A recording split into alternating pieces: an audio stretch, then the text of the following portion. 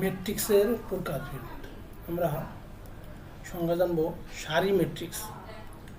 যে ম্যাট্রিক্সের কেবলমাত্র একটি সারি থাকে তাকে সারি ম্যাট্রিক্স বলে। অর্থাৎ আমরা যে ম্যাট্রিক্সের একটা মাত্র সারি দেখব সেটাকে আমরা বলবো সারি ম্যাট্রিক্স।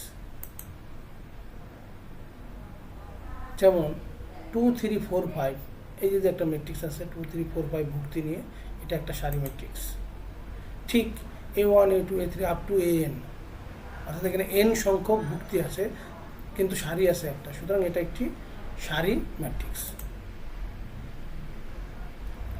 প্রথমটা হলো 1/4 ক্রমের সারি ম্যাট্রিক্স, আর এটা হলো 1/n ক্রমের বা আকারের সারি ম্যাট্রিক্স।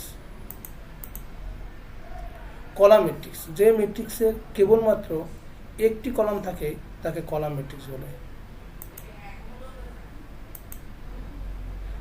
যেমন এই দেখো ABCD, ABCD 4টা ভুক্তি নিয়ে, ভুক্তি আছে, সারি আছে 4টা কিন্তু কলাম আছে মাত্র একটা, সুতরাং এটি একটি কলাম ম্যাট্রিক্স। ঠিক এখানে A11 A21 up to AN1, এখানে n সংখ্যক ভুক্তি আছে কিন্তু কলাম আছে একটা।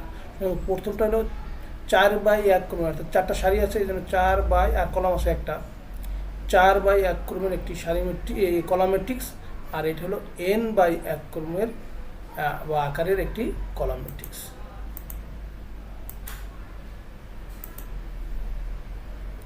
বর্গ ম্যাট্রিক্স, যে ম্যাট্রিক্সের সারি সংখ্যা ও কলাম সংখ্যা সমান তাকে বর্গ ম্যাট্রিক্স বলে।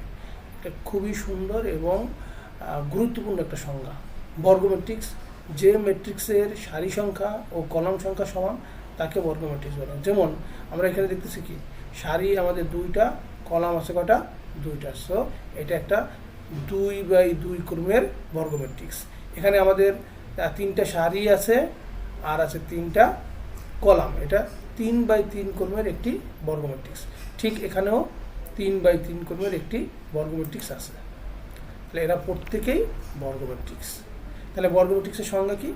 যে ম্যাট্রিক্সের সারি সংখ্যা ও কলাম সংখ্যা সমান থাকে তাকে বর্গ ম্যাট্রিক্স বলে।